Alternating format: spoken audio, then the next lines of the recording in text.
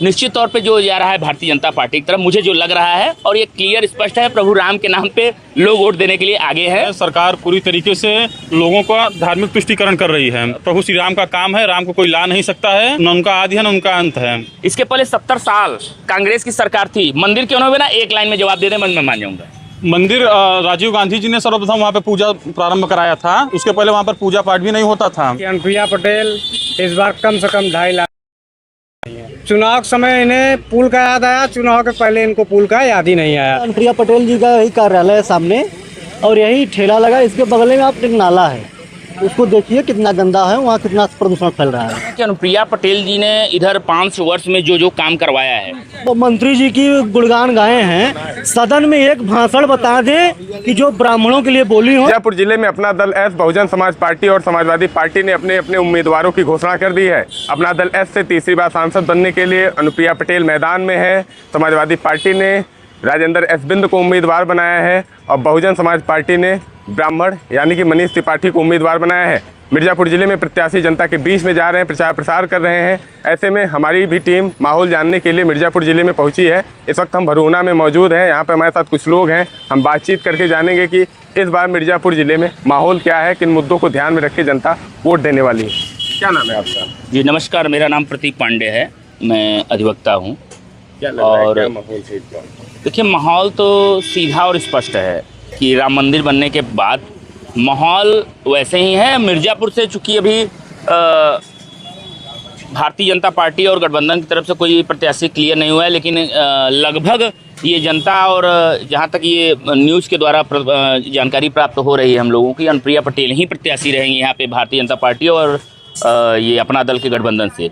तो हम ये कह सकते हैं कि अनुप्रिया पटेल जी ने इधर 5 वर्ष में जो काम करवाया है, कुछ विकास के हम बात करें, अगर उद्योग की बात करें तो उद्योग के नाम पे जो ये आपका जब डगमगपुर जाएंगे तो जो इंडियन ऑयल की प्रस्तावित इस समय कार्य चल रहा है, उसमें रोजगार की संभावनाएं बहुत ज़्यादा हैं। और पुल को लेकर हम मिर्ज़ापुर के लोग ने आवाज़ उठाया था। निश्चित तौर पे हम उसके लिए सपोर्ट करते हैं कि पुल को लेकर जो सामंजस्य बना हुआ था उसको भी क्लियर कर दिया गया, नितिन गडकरी द्वारा उद्घाटन किया गया है और पुल भी बन जाएगा। बहुत प्रकार की चीज़ें हैं, धीरे धीरे सुधर रही हैं। चूँकि एक साथ हम अगर सुधारने की कोशिश करेंगे तो वो संभव नहीं है। और जनता का विश्वास और जनता का वोट निश्चित तौर पे जो जा रहा है भारतीय जनता पार्टी की तरफ, मुझे जो लग रहा है और ये क्लियर स्पष्ट है, प्रभु राम के नाम पे लोग वोट देने के लिए आगे हैं। क्योंकि जिस तरीके से नरेंद्र मोदी जी के द्वारा और ये न्यायिक प्रक्रिया थी, एक बात और भी है, लोगों की ये भी बात आ रही है कि भैया मुझसे कोई लोग पूछे कि ये बताइए कि इतने दिनों तक राम मंदिर नहीं बना, अब ये बन रहा है, तो उसमें एक ही कहना है कि सरकारें बहुत सी आई गई, मगर ये भारतीय जनता पार्टी के सरकार में ये मंदिर बना है। तो ये मैं भारतीय जनता पार्टी को क्रेडिट न देकर न्यायपालिका को क्रेडिट दूंगा कि न्यायपालिका के द्वारा एक देर से ही दुरुस्त फैसला हुआ और राम मंदिर आपके सामने। भैया बोले राम मंदिर बना, क्या लग रहा है, क्या माहौल है, क्या नाम है? राम मंदिर, मेरा नाम तो विशाल पांडे है और राम मंदिर का जो मुद्दा है एकदम स्पष्ट है। सरकार पूरी तरीके से लोगों का धार्मिक तुष्टीकरण कर रही है और प्रभु श्री राम का काम है, राम को कोई ला नहीं सकता है। वो स्वयं युगों से न उनका आदि है न उनका अंत है। वो कब से आए हुए हैं? मैं इनकी बातों को रोककर एक चीज़ पूछना चाहता हूँ, क्या ये प्रभु राम के मंदिर बनने के लिए इसके पहले 70 साल कांग्रेस की सरकार थी, मंदिर क्यों ना ना एक लाइन में जवाब दे दें, मैं मान जाऊँगा। मंदिर राजीव गांधी जी ने सर्वप्रथम वहाँ पे पूजा प्रारंभ कराया था, उसके पहले वहाँ पर पूजा पाठ भी नहीं होता था। ये राजीव गांधी जी की देन है और पहले की कांग्रेस, अब की कांग्रेस में परिवर्तन हो गया है। मैं उस कांग्रेस का समर्थक रहा हूँ जिसमें से महात्मा गांधी जैसे दार्शनिक पैदा हुए, नेहरू जैसे नेता पैदा हुए। लेकिन आज की जो कांग्रेस है वो पूरी तरीके से एकदम आरक्षण को लेकर ऐसा विष घोलने का कार्य कर रही समाज में। कि बदलाव आ चुका है? बिल्कुल बिल्कुल, पहले ये मान गए हैं कि बदलाव आ रहा है। इसका सिरा है कि सबका साथ, सबका विकास, सबका विश्वास, ये मोदी जी ने बदल तो दिया है। बदलाव कुछ नहीं आया है, सिर्फ यहाँ पे लोगों का दूसरों के काम का उद्घाटन किया इन लोगों ने। राम राम राम जपना, पराया काम अपना, यही इनकी अवधारणा रही है। आरोप लग रहा है, बिल्कुल आरोप लग रहे हैं। मैं ये पूछना चाहता हूँ, जो पुल का भी हाल में मिर्जापुर से हम हैं तो भटौली का पुल और ये था, तो कई सरकारें इसको आई बनवाने के लिए, लेकिन यहाँ तक भारतीय जनता पार्टी जब सरकार में आई तो मुझे जहाँ तक मुझे जानकारी है कि 1 साल के अंदर पुल जो है उसको तेजी से काम लगा और पुल हमारे सामने है, बन के तैयार हो गया है, आवागमन भी चालू है। और क्या चाहेंगे इसके भाई साहब है हमारे साथ, क्या नाम है आपका? नितेश तिवारी नाम है मेरा। क्या लग रहा है, क्या माहौल है यहाँ पे? माहौल इस समय एक तरफा है। अनुप्रिया पटेल चुनाव हारने जा रही हैं। आपसे इससे पहले भी मैंने बताया था कि अनुप्रिया पटेल इस बार कम से कम 2.5 लाख वोट से हारने जा रही हैं। आप डिबेट बार बार चला रहे हैं, आपको भी पता है हर चैनल के माध्यम से कि अनुप्रिया पटेल इस बार मिर्ज़ापुर की सांसद नहीं बनने वाली हैं। यहाँ से समाजवादी पार्टी के प्रत्याशी राजेंद्र अश्विन कम से कम 2.5-3 लाख वोट से जीतने जा रहे हैं। और कैसे जीतेंगे, थोड़ा ये गणितिया समझाइए, कैसे जीतेंगे जो है। आप एक तरफ देख लीजिए मिर्ज़ापुर, आप अधिवक्ता साहब ने भी बताया मिर्ज़ापुर का पुल चालू हो गया है। मैं इनको बहुत बहुत धन्यवाद देता हूं और इनके सांसद जी को भी धन्यवाद देता हूं कि इनको चुनाव के समय तो पुल का याद आता है। चुनाव के समय इन्हें पुल का याद आया, चुनाव के पहले इनको पुल का याद ही नहीं आया। ये साथी बताएं पुल का याद इसके पहले चुनावी में क्यों आता है इनको? 2-2.5 महीने चुनाव बीतने के बाद उसके बाद पुल की भी स्थिति वही रहेगी। अधिवक्ता साहब ने सही कहा, पर कहीं ना कहीं इनको भी बताना चाहिए कि वही जो गाड़ियाँ आज जाती हैं, रात को आप जाइए खड़े हो जाइए तो वहीं प्रशासन के लोग 1500 रुपये लेके गाड़ियाँ पास कराते हैं। ये पैसा कहाँ जा रहा है सरकार बताए, ये अनुप्रिया पटेल के लोग बताएं।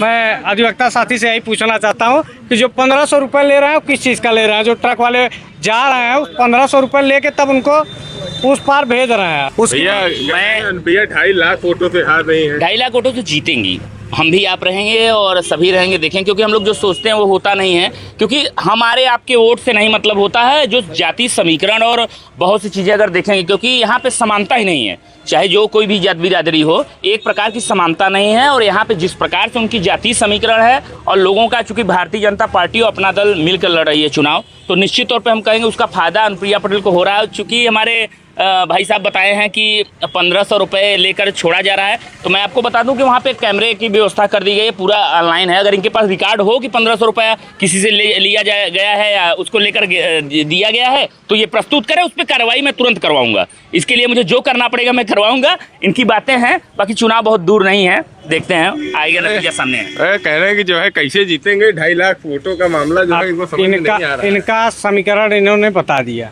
इनका समीकरण बस यही है। क्या है इनका समीकरण? सबसे बड़ा मुद्दा है बीजेपी और अपना दल। जितने बड़े नेता हैं बीजेपी के, आप उनसे जाके पूछ लीजिए, वो कोई नहीं चाहता कि अनुप्रिया पटेल जी सांसद बने। पहली चीज़ तो इनकी पार्टी में ही बहुत विरोध है। बस जिला अध्यक्ष जी को इन्होंने बनवाया है, अपने कठपुतली की तरह घुमा रही हैं, वो चल रहे हैं। जब तक वो चल रहे हैं तब तक चल ही रहा है। बाकी बीजेपी के अंदर के नेताओं चाहते हैं, अंदर के जितने बड़े नेता हैं सब चाहते हैं कि अनुप्रिया पटेल हटाओ, मिर्ज़ापुर बचाओ। भाई साहब तो ये भैया है, क्या नाम है आपका? विवेक कुमार पांडे मेरा नाम है। क्या लग रहा है, माहौल क्या है? माहौल तो बहुत अच्छा है, लेकिन ये हमें पूछना है कि बीजेपी हो या सपा हो, प्रेजेंट टाइम में इनके पास कोई ब्राह्मण उम्मीदवार नहीं था क्या? और बसपा हमारी जो है वो ब्राह्मण कैंडिडेट मनीष त्रिपाठी को उतारी है और मैदान में एकदम तगड़े से लड़ रहे हैं। और हमारे स्वर्ण समाज के लोग जो हैं एकदम प्रेरित होकर उनको वोट करेंगे और हो सकता है कि वो 2 लाख वोटों से ही विजयी हो। और हमारे ब्राह्मण बंधुओं से विशेष वो है अनुरोध है कि उनको वोट करें। और बाकी समाज तो हमारे साथ लगा हुआ है, क्योंकि वो बसपा से टिकट एक तरफा माहौल के साथ जीत रही है। सब 2.5 लाख वोटों से जीत रहे हैं, तो फिर 2.5 लाख वोटों से कोई नहीं जीत रहा है। वोट सिर्फ मनीष त्रिपाठी का जो है वो स्वर्णों का एकदम एक तरफा पड़ रहा है। और बसपा ऑलरेडी एससी की राजनीति करती है, तो उस पर तो जाहिर सी बात है एससी हमारे वोटर हैं ही। बाकी भैया कुछ कहना चाह रहे हैं? मिर्ज़ापुर जिले का प्रतिनिधित्व तो चाहे जो करें, लेकिन यहाँ के जो स्थानीय मुद्दे हैं उन पर चर्चा होनी चाहिए। जिस तरीके से माँ विंध्यवासिनी माँ अष्टभुजा के धाम के लिए दर्शन करने जो लोग आते हैं, दर्शनार्थी आते हैं, उनको उनके टोल टैक्स के नाम पर उनसे जजिया कर वसूला जाता है। ये पूरी तरीके से निंदनीय। मैं मिर्ज़ापुर के 96 विधानसभा का निवासी हूँ और मुझे डेली यहाँ पर जिला मुख्यालय, जिला अस्पताल, हमेशा किसी न किसी काम से तहसील पे आना ही होता है। और मुझे चाहे 10 किलोमीटर दूर टोल से हो, चाहे 20 किलोमीटर दूर हो, वहाँ पे टोल वसूला जाता है। पूरी तरीके से निंदनीय है। मैं जिले में आता हूँ तो फालतू मुझे जजिया कर देना पड़ता है। आखिर कब तक देना पड़ेगा? कौन इसकी जवाबदारी पेश करेगा? भैया जो है कुछ बोलना चाह रहे थे आप? जी बिल्कुल, ये अष्टभुजा बात करें, चूँकि ये 96 से आते हैं और थोड़ा सा कभी कभी इनका आना जाना होता है, तो जजिया कर ये ले आए हैं लगान के, वो अंग्रेज के ज़माने का। मैं इनको स्पष्ट करना चाहता हूँ कि एक अभी नितिन गडकरी जी जो परिवहन मंत्री हैं, उनके द्वारा ये आया है कि अगर आपका आधार कार्ड है, आप आधार कार्ड वहाँ पे टोल पे दिखाइए, लोकल अगर है तो उस पर आपकी कोई भी वहाँ पे टोल नहीं लगेगा। ये आपकी उसको संवैधानिक रूप से इसको भी आगे लागू किया जा रहा है कि अगर आप वहाँ के लोकल हैं तो आपका टोल नहीं लगेगा। हाँ, रोड अगर आप पा रहे हैं, सरकार ने इतनी अच्छी रोड बनाई है तो जाहिर सी बात है उस पर चलने पे टोल तो देना पड़ेगा हमें। बिल्कुल। चमाचम रोड पे चलने के लिए टोल देना। एनडीए गठबंधन के सबसे शानदार नेता नितिन गडकरी जी हैं, लेकिन उनकी सिर्फ बातें ही मीठी हैं और उन बातों की उनका जो मीठापन है उसका कोई यहाँ पे इलाज नहीं है। लगातार लोगों से जबरदस्ती टोल वसूला जा रहा है, गुंडागर्दी की जाती है टोल पे, मनमानी तरीके से टोल वसूला जा रहा है और आधार कार्ड जैसा कोई भी सिस्टम नहीं। आप भी चलेंगे हमारे साथ, मैं डेली आने जाने वाला हूँ, मेरी गाड़ी वहाँ पे खड़ी है, लेकिन इस तरीके से जिस तरीके से मनमानी करते हैं टोल पे, ये पूरी तरह निंदनीय है। ठीक है, कुछ कह रहे थे आप? अभी मेरे बसपा के साथी ने बताया कि इनके प्रत्याशी चुनाव समीकरण ये हर चीज़ बता रहे हैं, ब्राह्मण प्रत्याशी क्यों नहीं दिया पार्टी। जो ब्राह्मण हैं जिनको प्रत्याशी बनाई है वो कहीं ना कहीं बीजेपी की मदद कर रहे हैं। आप खुद देख सकते हैं, अभी राज्यसभा का चुनाव था, बीएसपी के एक विधायक उमाशंकर सिंह जी हैं, तो आप पत्रकार साथी हैं, आप खुद बता सकते हो किनकी मदद की है। तो किनकी मदद कर रहे हैं? केवल अपना दल की मदद कर रहा है। जाट समुदाय इनको, इसके पहले आप जानते थे मिर्जापुर में पार्टी वार्टी जुड़े हैं क्या? पार्टी से तो मैं हूँ ही, कौन सी पार्टी? समाजवादी पार्टी से हूँ। तो इनका जातिगत समीकरण बता रहा हूँ। ब्राह्मण इस बार पीडीए की लड़ाई के साथ है, इसलिए इस बार राजेंद्र एसबिंद को कोई नहीं हरा सकता। राजेंद्र एसबिंद 2.5 लाख वोट से जीतने जा रहे हैं। 2.5 लाख वोट से जीतने जा रहे हैं। भैया हमारे साथ हैं, मुस्कुरा रहे हैं, क्या लग रहा है, क्या माहौल है? सबकी बातों को सुन रहा हूँ। मैं कोई पार्टी की राजनीति नहीं करता, न कोई पार्टी का मैं सदस्य हूँ। मैं स्वतंत्र भारत का स्वतंत्र नागरिक हूँ, पढ़ा लिखा हूँ और बस लोकल मुद्दा पे इस बार वोट पड़ेगा। मेरा बस एक कहना है कि यहाँ राम मंदिर की बात चली और सबके जातिगत समीकरण की बात चली।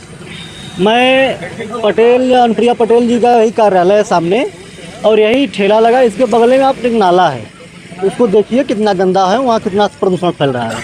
उनके कार्यालय के मात्र 100 मीटर दूर पे है। दूसरी चीज़ ये कि मैं चाहे सपा हो और चाहे भाजपा हो, चाहे स्वयं अपना दल हो, मेरा बस एक चीज़ है, क्या मिर्ज़ापुर नेता विहीन है लोकसभा क्षेत्र में? यहाँ एक पंडित उमाकांत मिश्रा जी के बाद कोई लोकल एमपी का चुनाव नहीं जीता है, न पाया है। बाल कुमार पटेल और फूलन देवी जैसी डकैत को यहाँ से मेंबर ऑफ पार्लियामेंट बना के भेजे हैं सब।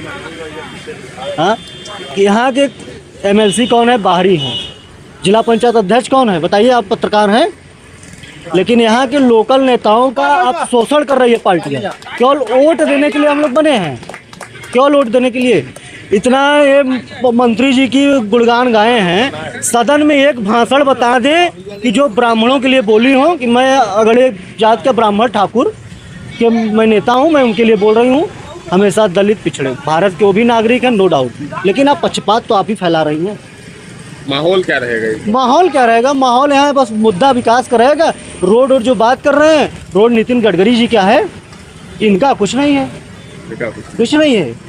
बताइए, इनके मात्र कार्यालय से 100 मीटर पे इतना बुरा नाला बजा रहा है। बताइए, चल के देख लीजिए। और कहना है कि जो है इससे पहले तो नहीं विकास हो जा रहा था, बहुत लोग सांसद के नहीं, तो मैं ऐसा थोड़े नहीं कि सपा को बहुत समर्थन दे दिया। अगर वो विकास नहीं किया, उनको हटाया मैंने। आप विकास करती, आपको इसलिए न लाया। कांग्रेस घोटाला की, बस भाजपा को हमने लाया।